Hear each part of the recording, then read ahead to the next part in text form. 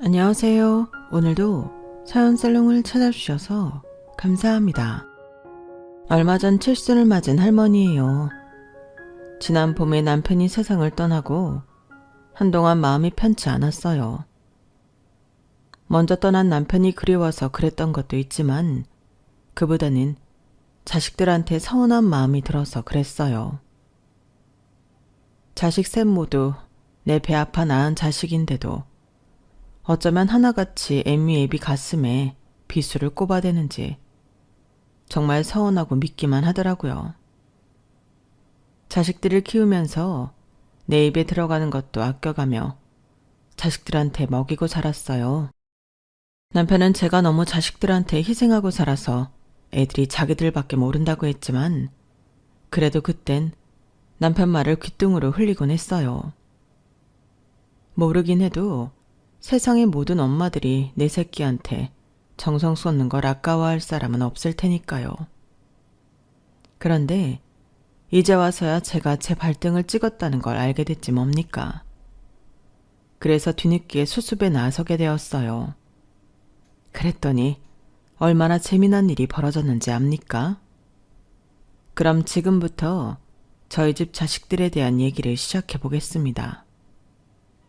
저는 3남매 중 막내딸로 태어났어요. 하지만 20살 이후부터는 무남 동녀로 살아왔죠. 어떻게 된 사정이냐면 저보다 9살 많은 큰오빠는 제가 세상에 태어나기도 전에 전쟁통에 세상을 떠났어요. 요즘 젊은 친구들은 그저 쉬는 날로만 기억하는 6.25 전쟁 때문이었죠. 전쟁통에 큰아들을 잃고 작은 아들 하나를 데리고 부산으로 피난을 온 부모님은 부산에서 저를 낳으셨어요. 전쟁이 끝난 지 몇 년이나 된 터였지만 여전히 피난민들의 생활은 어려웠어요. 그 힘든 상황에 저희 부모님은 둘째 아들마저 잃고 말았어요. 일주일 넘게 감기 증상을 보이던 오빠가 폐렴으로 세상을 떠났거든요. 어려운 살림 탓에 병원에도 한번 못 가보고 허망하게 떠나보낸 게 저희 부모님한테는 큰 상처가 되었어요. 아버지는 가난이 죄라며 돈이 되는 일이라면 뭐든 다 하셨고 어머니는 과하다 싶을 정도로 저를 과보호하셨어요. 겨울엔 감기에 걸릴까봐 방 밖에도 못 나가게 하실 정도였죠. 뿐만 아니라 물에 빠질까봐 바다 근처에는 가지도 못하게 하셨어요. 대문은 열면 바다가 코앞인 부산에 살면서 바닷가에 나가보지 못한 건 우리 동네에서 저 하나뿐이었어요. 늘 집에서만 지내다 보니 다른 집 아이들과 달리 피부가 늘 창백해서 어릴 때 별명이 백귀신이었어요. 핏기 없이 피부가 하얗다고요.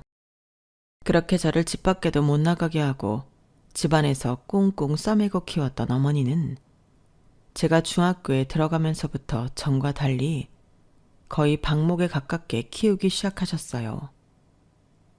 그런데 그게 마냥 좋은 것만은 아니었어요. 그 무렵 어머니는 우울증을 심하게 앓고 계셨으니까요. 밤마다 죽은 두 아들이 꿈에 나온다며 툭하면 멍하게 허공을 보고 앉아 계셨고 그런 일로 아버지랑 툭하면 말다툼을 하셨어요.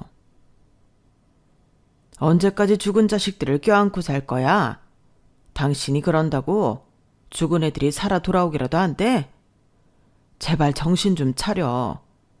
나는 어떻게든 살아보겠다고 아등바등 발버둥 치는데 여편네라고 하나 있는데 정신 못 차리고 허송세월을 보내? 아, 빨리 나가서 밥 안 차려? 원래도 부모님은 그리 사이가 좋지 않았지만 그때 이후로는 정말 남보다 못한 사이로 벌어지셨어요. 그 사이에서 늘 가슴 졸이는 건 저였어요.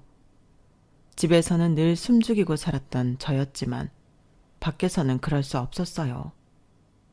그건 바로 같은 동네에 사는 친구 오빠 때문이었죠. 그 사람이 제 남편이 되었으니 인생 참 재미있죠. 친구 오빠였던 남편은 저만 봤다 하면 늘 못난이라고 놀려댔어요. 아휴, 무슨 기집애가 이렇게 못생겼냐? 볼따기도 말랑말랑한 게 갓 떠올린 순두부 같고 입술은 어종종한 게 꼭 돼지 꽁구멍 같다야. 못나나, 이래서 너 시집은 가겠니? 시집 못 가고 처녀 귀신 되면 어쩌냐? 친구 오빠였던 남편은 저보다 4살이 많았지만 늘 이렇게 저를 놀려댔어요. 저를 부를 때도 명자라는 이름 대신 못난이라고 불렀어요. 웃기는 건 남학생들이 많이 모여 있을 땐 평소보다 더 큰 소리로 불러댔다는 거였죠. 남편과 저는 학교가 달랐지만 같은 정류장에서 버스를 타야 했는데 그 정류장엔 총 5개의 남녀 중고등학교 학생들이 이용하는 곳이었어요. 그래서 아침이면 늘 교복 차림의 학생들로 북적였죠. 남편은 여학생이 많이 몰려있을 때면 제게 다가와 팔꿈치로 툭 치고는 속삭이듯 못나나 이렇게 불렀지만 남학생들이 많이 모여있을 때면 꼭 목청 높여 이렇게 말했어요. 어이 못나니, 지금 학교 가니? 그러면 버스 정류장에 서 있던 남학생들이 저를 보며 키득대고 웃곤 했죠. 그 바람에 저는 얼굴이 시뻘개져서 고개를 푹 숙이곤 했어요. 꽃노래도 한두 번이라는데 하물며 듣기 거북한 별명을 불러대는 남편이 좋게 보였겠어요. 그래서 길을 가다가 오빠를 발견하면 얼른 발길을 돌리곤 했는데 이 남자가 그런 저를 끝까지 쫓아오지 뭐예요. 못나니 못나니 노래를 부르면서 말이죠. 그러다 고등학교 1학년 때였을 거예요. 하굣길에 버스에서 내려 집까지 혼자 걸어가고 있었는데 저 앞에 남편이 저희 집 앞 골목을 서성이고 있지 뭐예요. 이젠 집까지 쫓아와 놀리려나 보다 생각하니 화가 머리 끝까지 오르더라고요. 그 와중에도 오빠는 저를 발견하자마자 그러는 거 있죠. 못나나, 학교에서 이제 오니? 그 말이 도화선이 돼선 순간 빵 하고 터져버렸어요. 왜 내가 못난이에요? 우리 엄마도 아빠도 심지어 동네 아주머니들도 다들 나보고 예쁘다고 그러는데 왜 오빠만 나한테 못난이라고 부르냐고요? 내가 못생겨서 싫으면 안 보면 되잖아요. 왜 싫다는 사람 집에까지 쫓아와서 놀려요? 오빠는 이게 재밌어요? 나 놀리는 게 재밌냐고요? 나 오빠가 정말 싫어요. 세상에서 제일 싫어. 너무 화도 나고 서러워서 닭똥 같은 눈물을 뚝뚝 흘리며 서럽게 울었어요. 그러자 당황한 남편은 그 큰 덩치로 제 앞에서 안절부절하며 그러더군요. 아니야. 명자 네가 왜 못생겨. 내 눈엔 세상에서 제일 예쁜걸. 예쁜이라고 부르면 다른 남자들이 다들 쳐다볼까봐 일부러 못난이라고 그런 거야. 예쁜 얼굴 나만 실컷 보려고. 명자야, 오빠가 군대 갔다 와서 명자 좋아하는 팥빵도 많이 사주고 창경원도 데려가 줄게. 그러니까 그때까지 딴 데 시집가지 말고 조신하게 잘 있어야 한다. 너 예쁘다고 쫓아오는 놈들 있으면 지금 나한테 한 것처럼 소리를 꽥 질러줘. 빵 사준다고 만나자 그러면 네 놈이나 실컷 먹으라고 한 소리 해주라고. 그럼 오빠가 휴가 나와서 빵 잔뜩 사줄게. 오빠가 하란 대로 할 수 있지? 명자야, 오빠 좀 꼭 기다려줘야 한다. 딴 건 몰라도 절대 시집은 가면 안 돼. 꼭이다. 꼭.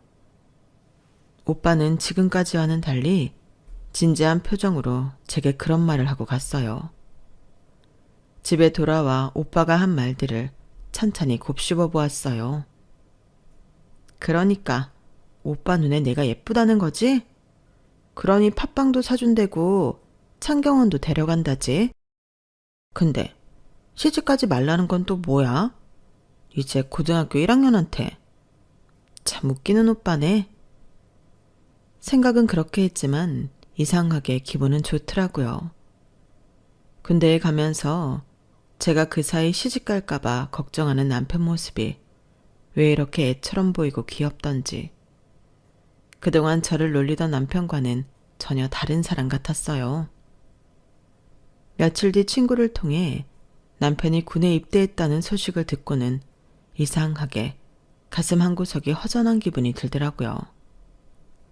금방이라도 골목에서 튀어나와 못난이라고 부를 것만 같았거든요. 든 자리는 몰라도 난 자리는 느껴진다는 말이 참이다 싶었죠.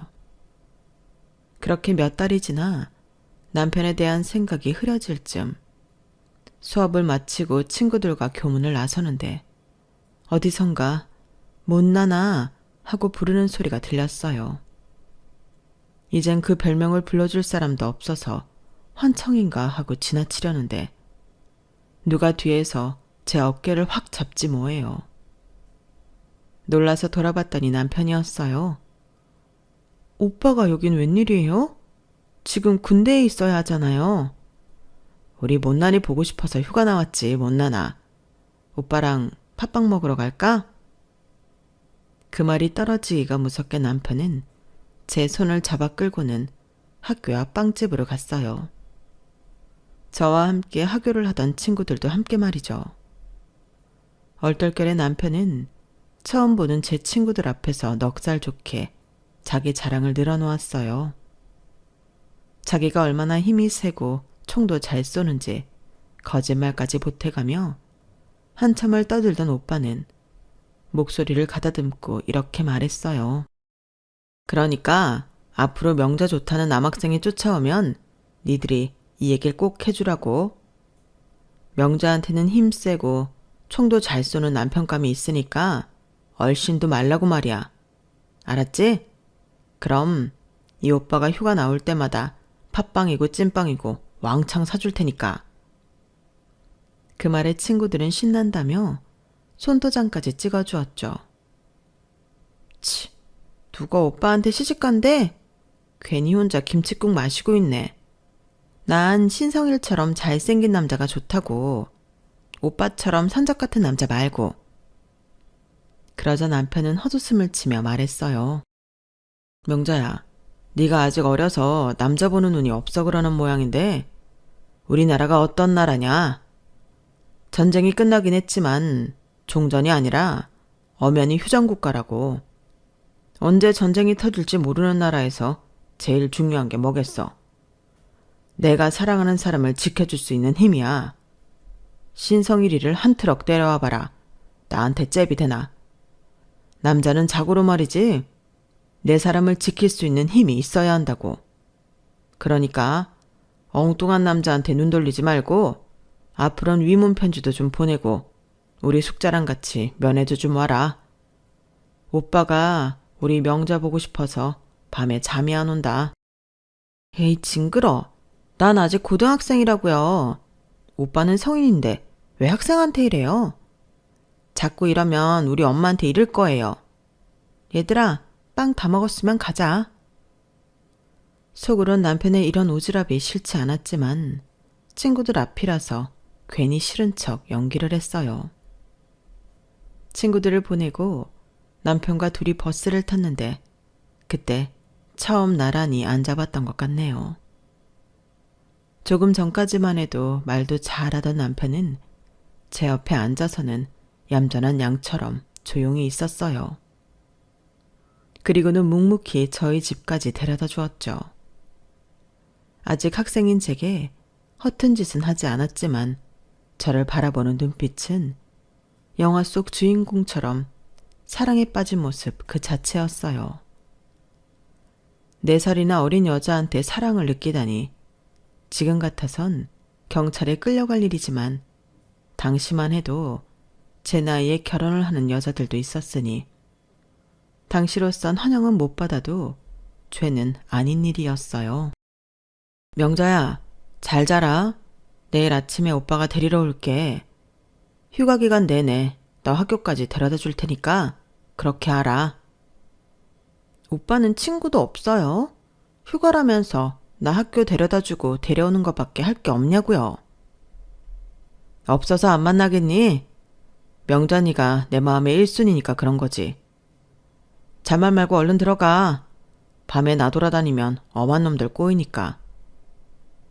남편은 마치 제 친오빠처럼 제 일거수일투족에 간섭하고 과하다 싶을 정도로 챙겨주기도 했어요. 남편이 군대에 있는 동안 저는 단 한 번도 면회를 간 적이 없어요. 고등학생 아이가 군에 간 동네 오빠한테 면회 가는 게 조금 이상해 보였거든요. 하지만 편지만큼은 자주 보냈어요. 평소 남편한테 못했던 얘기들도 편지에서 잘도 떠들어댔고 친구들 사이에서 있었던 일들도 쫑알쫑알 잘도 떠들어댔죠. 그렇게 시간은 흘러 저는 고등학교를 졸업했고 남편도 군에서 제대를 했어요. 남편이 군대에 간 사이 여고생에서 성인이 된 저는 모처럼 화장도 하고 엄마 백도 빌려들고는 약속 장소를 향했죠. 따지고 보면 이게 남편과의 첫 데이트였기 때문에 나름 신경을 쓴 거예요. 단성사 앞에서 만나기로 했는데 너무 일찍 도착해서 그런가 남편이 안 보이더라고요. 그런데 그때 누가 제 어깨를 턱 건드렸어요. 남편인가 보다 하고 돌아섰는데 처음 보는 남자더라고요. 껄렁한 옷차림을 한 그 남자는 저를 보고 실실 웃으며 같이 차라도 한잔 하자고 하더군요. 이런 일은 처음 겪는 일이라서 어떻게 해야 할지 몰라서 그냥 싫다고 하곤 돌아섰는데 그 남자가 제 팔을 잡아 끌면서 자꾸 같이 가자고 하잖아요. 무서워서 눈물이 다 나려고 했는데 그때 익숙한 목소리가 들렸어요. 여보, 당신 거기서 뭐해? 그 소리에 돌아보니 남편이 눈에 힘을 빡 주고 삐딱하게 서서 우리 쪽을 바라보고 있더라고요. 남편을 보자 어찌나 반갑던지 저를 잡고 있던 남자 손을 뿌리치곤 남편한테 달려가 안겼어요. 그러자 남편은 몸이 살짝 경직되더니 이내 저를 괴롭히던 남자한테 소리쳤죠. 이게 남의 마누라한테 왜 수작질이야? 너 죽고 싶어? 남들보다 머리 하나는 더 위로 올라오는 키에 군대를 갓 제대한 터라 몸도 탄탄했던 남편은 누가 봐도 만만한 상대가 아니었을 거예요.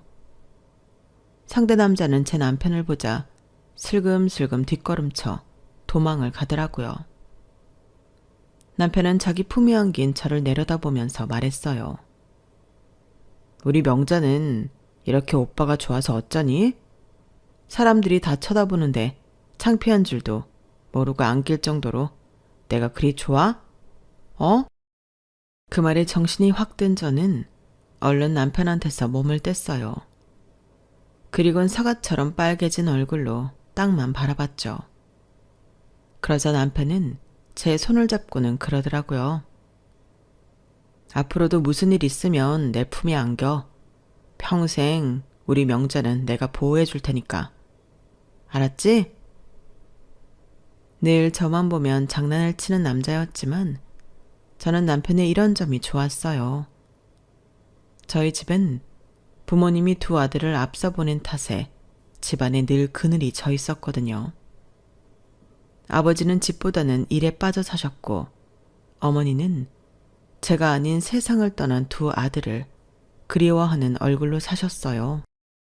제 옷을 사러 시장에 갈 때도 잊지도 않은 남자아이 옷을 만지작거린다거나 남자아이 신발을 한참이나 넋놓고 바라보곤 하셨죠. 그러니 저는 부모님이 두 분 다 곁에 계셨어도 늘 외로움을 느끼며 살았어요.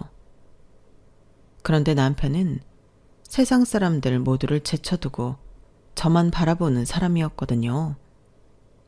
그러니 어떻게 마음이 안 갈 수 있겠어요. 게다가 남편과 함께 있으면 자꾸 웃게 되고 사는 게 즐겁게 느껴지더라고요. 그래서 남편이 21살밖에 안 된 제게 청혼을 할 때도 겁이 나기보다는 해방감을 느꼈던 것 같아요. 망자의 그림자가 짙게 드리워진 친정을 떠나 밝고 행복한 내 가정을 꾸릴 수 있다는 기대감 때문이었죠. 결혼 준비라고 해봐야 별거 없었어요. 지금이야 남자는 집, 여자는 혼수로 나눠서 수억씩 쓰곤 한다지만 저희 때는 사글세방에 이부자리, 냄비 숟가락 세트 하나면 준비 끝이었거든요.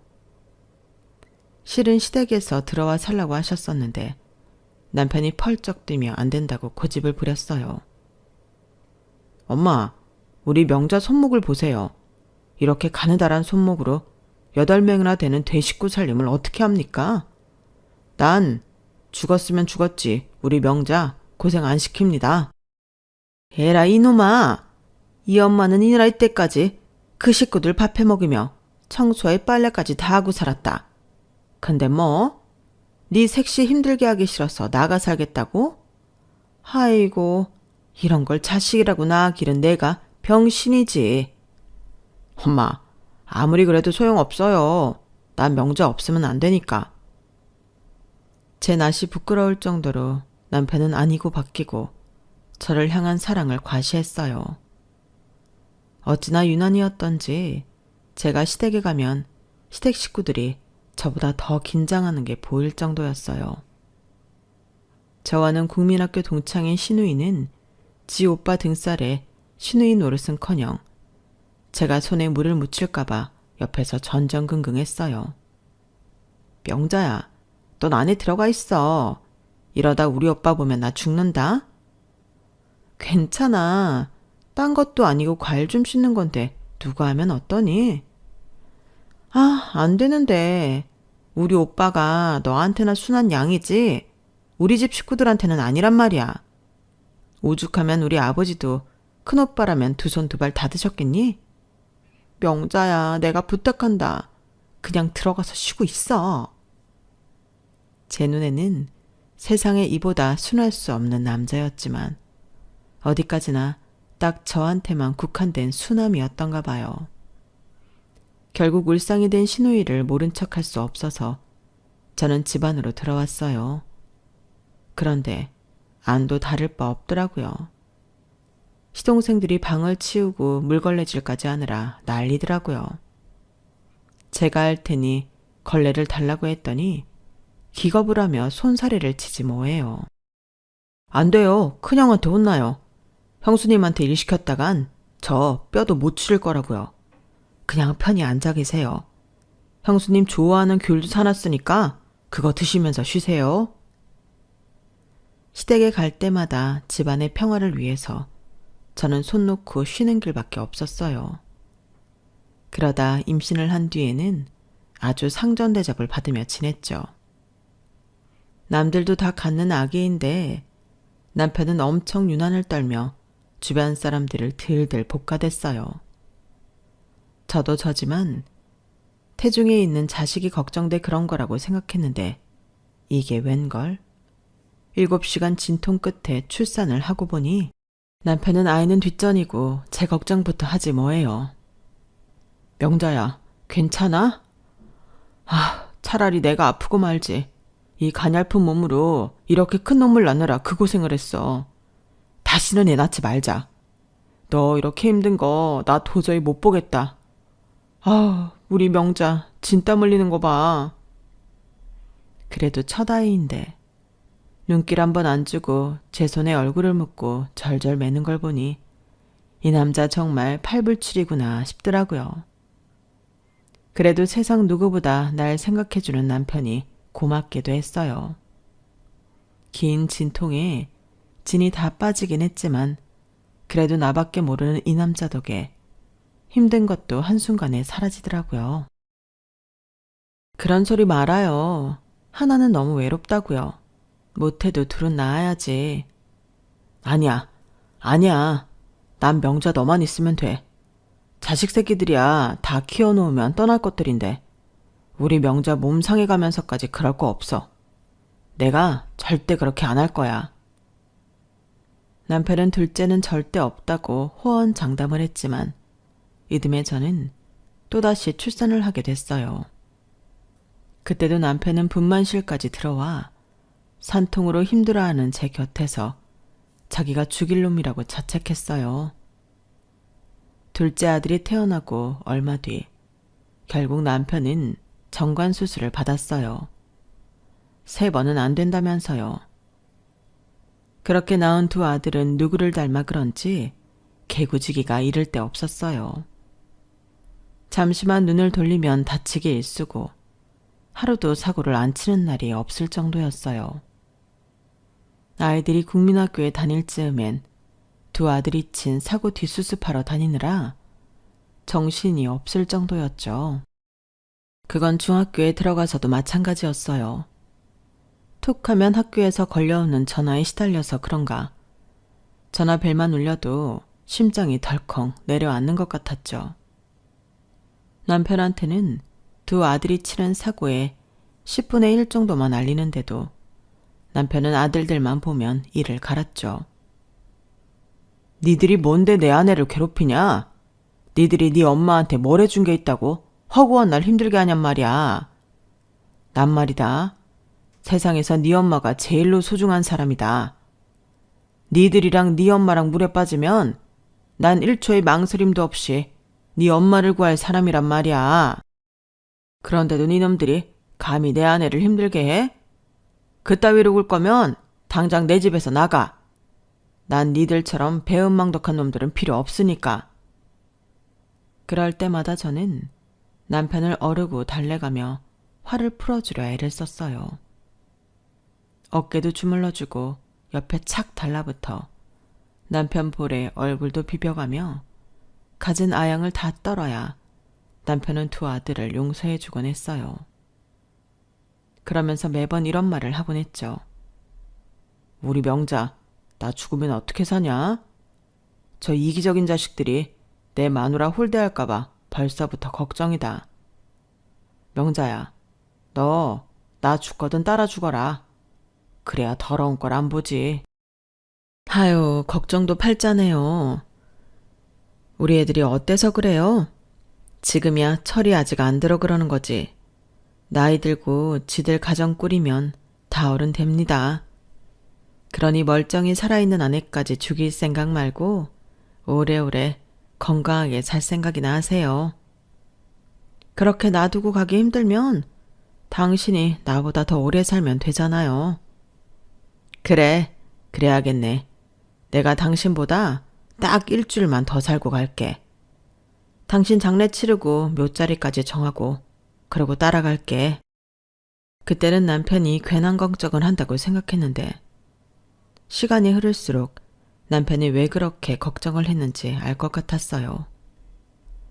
남편이 벌이가 좋았던 탓에 부족한 거 없이 2 아들을 키웠는데도 어찌된 일인지 애들이 점점 더 이기적으로 변하더라고요.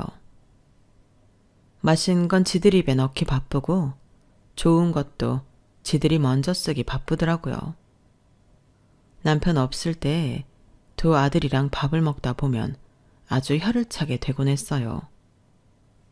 갈치를 구워놨더니 지들은 가운데 토막을 싹 집어다 먹고 저 먹을 건 지들이 먹다 남긴 꼬리 부분이나 가시가 잔뜩 든 가장자리만 남겨주지 뭐예요. 고기를 구워도 저보고 먹어보란 소리 한마디 없이 지들 입에 집어넣기 바쁘고 엄마는 늘 못나고 먹기 싫은 부분만 먹어야 된다고 생각하는 것 같았어요. 사실 남편이랑 밥을 먹을 땐 저는 늘 좋은 고기에 생선도 좋은 부위만 먹고 살았거든요. 매번 남편이 생선살을 발라 제 밥에 올려주고 고기도 제일 맛있는 부분만 골라 제 앞접시에 놓아주곤 했으니까요. 그런데 이놈의 아들들은 딱 그 반대로 행동하니 내 자식이지만 참 얄밉고 화가 나더라고요. 남편한테 말했다간 2 아들 종아리가 남아나지 않을 것 같아서 하루는 시누이한테 전화해 하소연을 했어요. 그랬더니 그러는 거 있죠? 딱지 아빠네.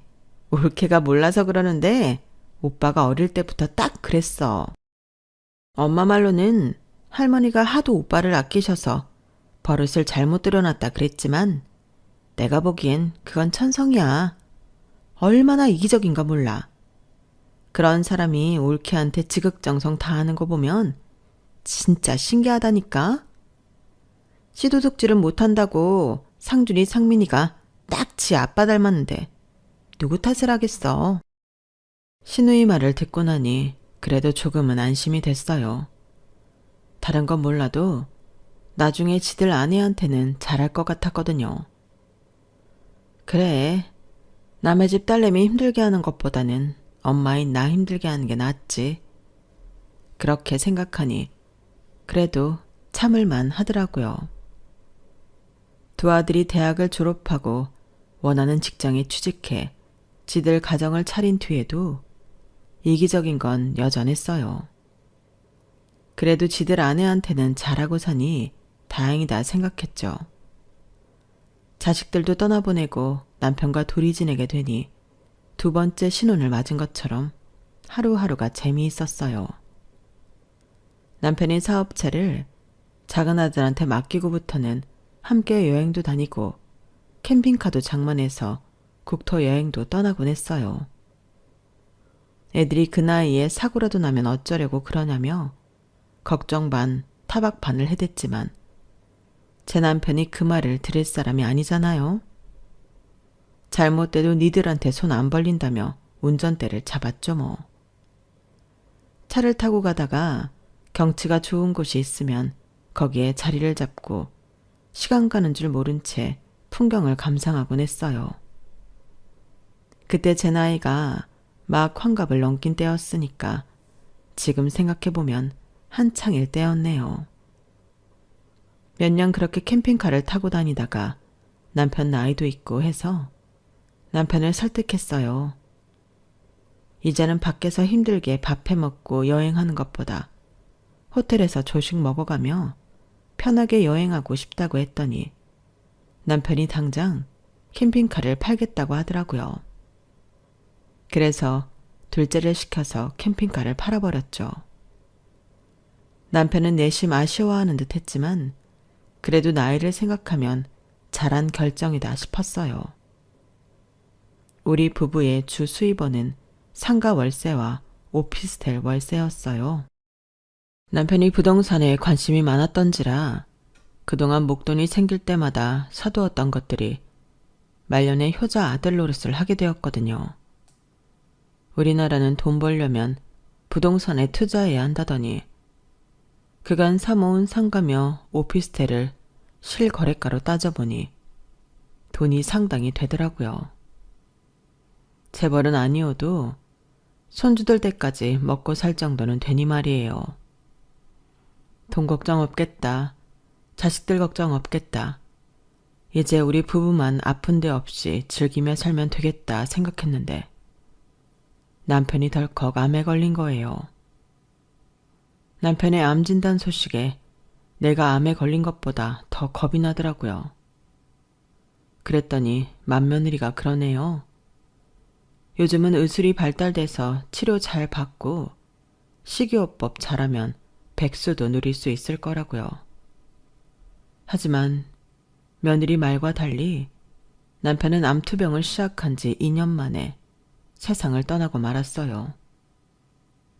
죽는 그 순간까지 남편은 제 걱정뿐이었어요. 우리 명자, 나 죽으면 어찌 사나. 내가 있어야 자식놈들도 찾아오고 할 텐데. 그런 소리 말아요. 우리 애들이 아무렴 혼자 남은 지엄마를 모른 척할까. 차라리 모른 척이나 하면 다행이게. 어떻게 하면 하루라도 빨리 유산 받아낼까 하고 당신을 들들 볶지 않으면 다행이지. 그놈들 등살에 당신이 명대로 살 수 있을지 그게 걱정이네. 호흡기 없이는 혼자 숨도 제대로 못 쉬는 양반이 숨을 헐떡이면서도 제 걱정을 하는데 이런 사람을 어떻게 보내주나 속으로 피눈물이 흐르더라고요. 여보, 내 걱정 그만하고 저 세상 가거든 거기선 당신 위에 살아요. 산 사람은 어떻게든 산다잖아요. 그동안 당신한테 사랑받고 살아온 추억이 있으니까 난 그걸로 살만해요. 그러니까 제발 내 걱정은 말아요. 알았죠? 그동안 나 많이 사랑해줘서 고마워요. 다음 생에는 내가 당신을 만나 더 많이 사랑해줄게요. 남편은 그제야 힘겹게 내려앉는 눈꺼풀을 파르르 떨고는 깊은 잠에 빠졌어요. 그렇게 내 손을 잡은 채 세상을 떠난 남편을 저는 한참이나 바라보았어요. 이제 다시 볼 수 없는 남편 얼굴을 제 눈에 가득 담아 기억하려고요. 병마와 싸우느라 그 좋던 풍채가 하루가 달리 작아져서 이제는 살보다 뼈가 먼저 도드라져 보이는 남편이었지만 그래도 젊은 시절 그 모습이 어렴풋이 남아있더라고요. 50년 가까이 살붙이고 살았는데 제 남편 얼굴을 자세히 본 건 이때가 처음이 아니었나 싶네요. 뒤늦게 연락을 받은 두 아들 내외가 병원에 도착하고서야 장례 절차를 밟을 수 있었어요. 지인들한테 연락을 하는 건 작은 애가 맡아서 해줘서 제가 따로 할 건 없었어요. 그렇게 남편 장례가 시작되고 문상객들을 맞느라 정신없이 보냈어요. 저는 남편 임종을 지킨 이후 아무것도 넘기지 못했던 탓에 기력이 쇠해져 탈상을 앞두고 장례식장 안쪽에 위치한 방에서 누워 있었어요.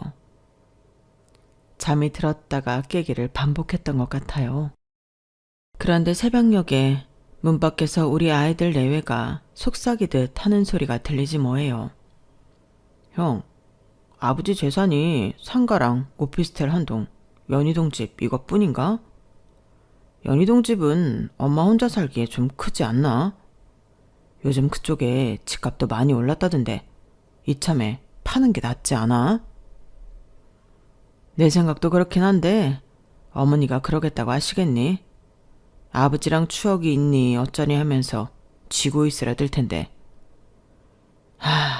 모르긴 해도 아버지보단 어머니가 더 오래 사실 것 같은데 그때까지 유산 정리 안 해주시면 어쩌냐?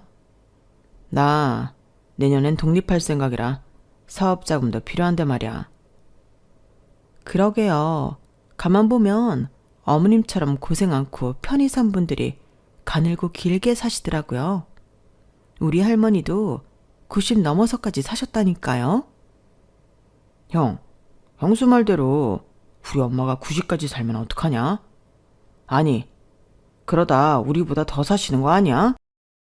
혼자 남은 엄마가 오래 살 걸 걱정하는 아들 내외를 보니 심장이 덜컥 내려앉는 것 같았어요. 빈말이라도 하나 남은 부모 오래 사시라고 하진 못할 망정 90까지 살까봐 한 걱정을 하다니. 이래서 남편이 죽는 순간까지 내 걱정을 했나 보다 싶더라고요. 다음 날 남편을 장지에 묻고 돌아오는데 한없이 눈물이 흘렀어요. 남들 눈엔 떠나간 남편이 그리워 그러나 보다 했겠지만 실상은 아니었어요. 제 엄마가 빨리 죽기를 바라는 자식놈들한테 서운하고 무서워서 눈물이 흘렀으니까요. 집에 돌아온 후로 식음을 전폐하고 누워 있었는데 순간 이러다 나마저 죽으면 자식놈들이 기뻐할지 모른다는 생각이 들어 번쩍 눈이 떠지더라고요. 괘씸한 것들. 내가 갈 때 가더라도 니들 좋으라고 당장은 못 간다. 오기가 생겨서 벌떡 일어나 주방으로 가 된장찌개를 끓이고 밥을 했어요. 먹고 힘내서 야속한 자식놈들한테 절대 지지 않게 살다가 가겠다 생각하면서요.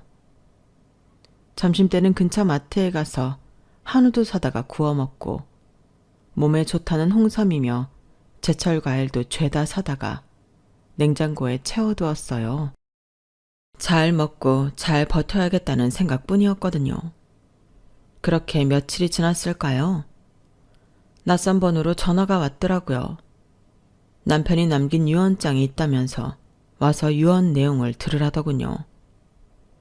어디로 가야 하냐고 했더니 변호사 사무실 주소를 알려주길래 시간에 맞춰 찾아갔어요. 그랬더니 아들 내외가 벌써 와 있더라고요. 잔뜩 기대를 하고 있는 표정을 보니 속에서 우러가 치밀었어요. 그런데 변호사가 유언장을 발표하자 순식간에 분위기가 바뀌어 버렸지 뭐예요. 왜냐고요? 남편 유언이 참 남편 성격 그대로였거든요. 아니, 이게 정말 저희 아버지가 남긴 유언장이라고요? 아니, 이런 말도 안 되는 유언을 남기는 게 어디 있습니까? 형은 알고 있었어? 내가 그걸 어떻게 알아? 나도 지금 처음 듣는 건데. 아버지 진짜 왜 이러시냐? 아들놈들이 왜 이렇게 열을 내는지 궁금하시죠? 제가 애들 입장이었어도 황당했을 거예요. 남편이 남긴 유언이 꽤나 괴팍했거든요. 내용은 이랬어요. 먼저 남편 회사는 제 앞으로 돌려놓았고요. 그 외의 재산에 대한 유산 배정은 다음과 같았어요. 제가 5년 안에 죽으면 전 재산을 사회에 환원하고 10년 안에 죽으면 절반을, 20년 넘게 생존하면 제가 지낼 요양원비를 제외한 전액을 두 아들한테 똑같이 나눠주겠다고요. 그리고 덧붙인 조항이 있었는데 하나는 제가 자식들의 보살핌을 받지 못해 병을 얻었을 땐 가차없이 두 아들을 유산 상속에서 제외하고 조카들을 유산 상속인으로 삼는다는 거였어요. 조카들 역시 유산 상속 조건은 위의 내용과 동일했고요. 두 번째는 제가 원한다면 언제든 원하는 사람한테 유산을 상속할 수 있다는 거였죠. 한마디로 니들 엄마한테 소홀하면 한 푼도 안 남겨주겠다는 압박이었던 거예요. 당장 돈을 주면 돈만 받고 연락을 끊을까봐 기간도 길게 잡고 혹여 자식들보다 나한테 잘하는 사람이 있다면 그게 누구든 내 마음대로 유산 상속을 할 수 있게 함으로써 자식들이 효도 경쟁을 하게 만든 거죠. 하여간에 누가 내 남편을 말리겠어요. 아내 사랑이 지극했던 남편 덕분에 두 아들놈은 죽을 맛이 되었겠지만 그래서 어찌나 통쾌했나 몰라요. 지 엄마 빨리 죽으라고 곡을 하던 놈들이 어떻게 나올지도 궁금했고요. 유언장에 발표된 이후 자식놈들이 어떻게 변했는지 아세요? 혹여 제가 감기라도 걸릴까봐 비타민이며 과일들을 잔뜩 사다 나르고요. 나이 들면 단백질 섭취를 잘해야 한다며 한우가 떨어지지 않을 정도로 사들고 온답니다. 평소엔 명절이나 돼야 얼굴 한번 볼 수 있던 자식놈들이 이제는 수시로 집에 드나들며 안부 인사를 한다니까요. 작은 놈은 이참에 내 집에 들어와 살겠다고 하더군요. 두 아들 내외의 효도 경쟁이 언제까지 이어질지는 모르겠지만 그래도 지금은 이 순간을 즐겨볼 생각입니다. 남편 말대로 이제는 저도 이기적으로 살아보려고요. 인생 뭐 있습니까? 죽는 날 후회 없이 한 세상 살면 그만이죠. 이제 남은 인생 저도 원 없이 살아볼 생각입니다. 그래야 남편을 만나면 들려줄 얘기가 많지 않겠어요? 지금까지 제 사연을 들어주셔서 감사합니다. 여러분들의 삶이 지나온 인생보다 남은 길이 더 행복하기를 바랍니다. 여러분, 사연 댓글에 응원과 현명한 조언 부탁드려요. 좋아요, 구독은 저에게 큰 힘이 됩니다. 오늘도 좋은 일 가득하세요.